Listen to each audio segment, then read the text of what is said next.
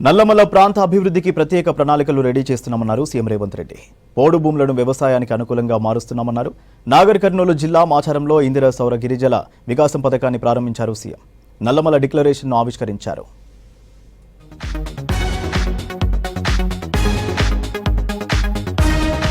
రైతులకు ఆదాయం వచ్చేలా సోలార్ విద్యుత్ ని అందిస్తామన్నారు సీఎం రేవంత్ రెడ్డి. నాగర్ కర్నూలు జిల్లాలో సీఎం పర్యటించారు. మాచారంలో డిప్యూటీ సీఎం భట్టి విక్రమార్క మంత్రులతో కలిసి ఇందిరా సౌర గిరిజల వికాస పథకాన్ని ప్రారంభించారు సీఎం. 12,600 కోట్ల వ్యయంతో ఈ పథకానికి సీఎం శ్రీకారం చుట్టారు.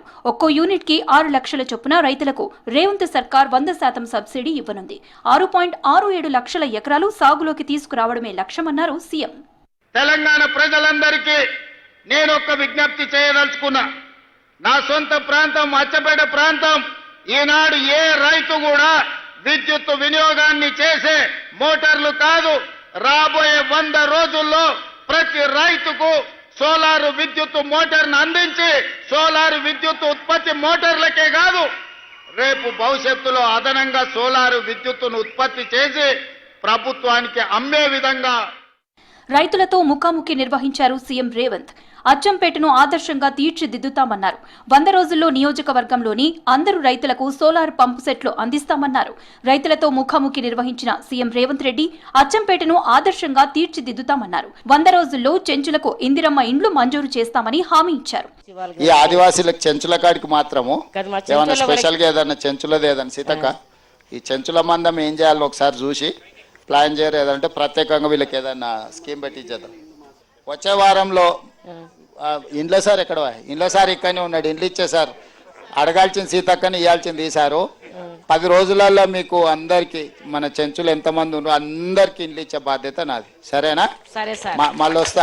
వచ్చే సంవత్సరం మళ్ళీ ఈ డ్రిప్ ఎట్లా బతికిచ్చిరో ఎట్లా చేసిరో ఎంత పెంచిరో తోట అంతా చూడడానికి వస్తా.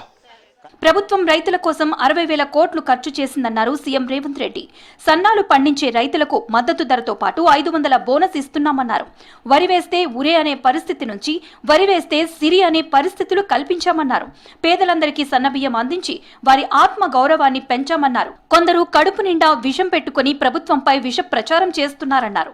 రైతు భరోసా కావచ్చు, రైతు రుణమాఫీ కావచ్చు, అదే విధంగా ఒకనాడు పంట పండిస్తే మీరు ఒరేసుకుంటే ఉరేసుకున్నట్టే అని ఆనాటి ముఖ్యమంత్రి గారు మాట్లాడినారు. మీకు అందరికీ తెలుసు. మన ప్రభుత్వం వచ్చిన తర్వాత మీరు వరి పండించండి, సన్నాలు పండించండి, మీకు గిట్టుబాటు ధరనే కాదు మీకు 500 రూపాయల బోనస్ ఇచ్చి రైతులను ఆదుకుంటాం పండించండి అని అంటే మొన్నటి ఎండాకాలంలో యాసంగిలో 1,56,00,000 మెట్రిక్ టన్నుల క్వింటల్ మీరు వడ్లు పండించి దేశంలోనే చరిత్ర సృష్టించారు. 16 నెలల్లో రాష్ట్రానికి 3 లక్షల కోట్ల పెట్టుబడులు తెప్పించి హైదరాబాద్ ని అభివృద్ధి పదంలో నడిపిస్తున్నామన్నారు సీఎం రేవంత్ రెడ్డి. నిత్యావసర వస్తువుల ధరలు నియంత్రించి పేదలకు అందుబాటులోకి తెచ్చిన నెంబర్ 1 రాష్ట్రం తెలంగాణ అని కేంద్రమే ప్రకటించిందని చెప్పారు. 16 నెలల్లో 1,50,000 ఉద్యోగాలు ఇచ్చామన్నారు. గత సర్కారులో నోటిఫికేషన్ల కోసం ఉద్యమాలు జరిగాయన్నారు సీఎం. ఈ రాష్ట్రానికి తీసుకొస్తున్న పెట్టుబడులు కావచ్చు 16 నెలల్లో 3 లక్షల కోట్ల రూపాయల పెట్టుబడులు తెచ్చి ప్రపంచ దిగ్గజ కంపెనీలను హైదరాబాద్ కు రప్పించి ఈ రోజు అభివృద్ధి పదం వైపు మనం నడిపిస్తున్నాం. పోయిన సంవత్సరాన్ని మొత్తం లెక్కగట్టి కేంద్ర ప్రభుత్వం నిత్యావసర వస్తువులను నియంత్రించడంలో ఏ రాష్ట్రం విజయం సాధించింది అంటే కేంద్ర ప్రభుత్వమే ప్రకటించింది. తెలంగాణ రాష్ట్ర ప్రభుత్వం నిత్యావసర వస్తువులను నియంత్రించి పేదలకు అందుబాటులో తీసుకొచ్చింది నెంబర్ 1 రాష్ట్రం.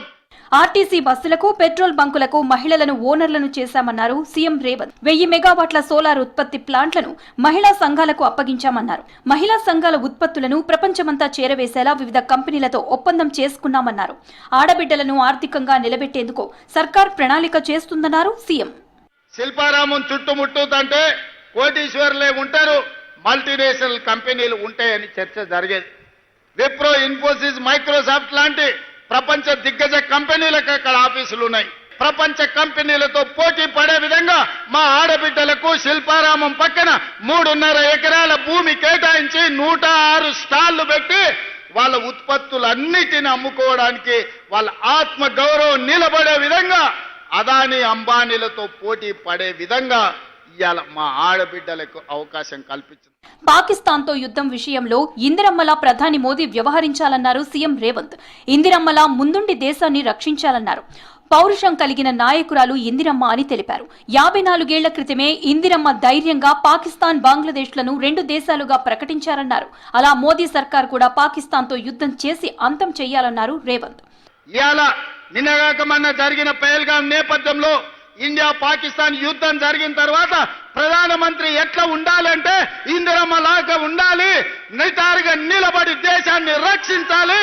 పాకిస్తాన్ తోటి యుద్ధం చేసి యుద్ధంలో పాకిస్తాన్ని 2 ముక్కలు చేసి ఒక ముక్క బంగ్లాదేశ్, 2వ ముక్క పాకిస్తాన్ అని ఇందిరమ్మ నిరూపించింది 54 ఏళ్ల క్రితం.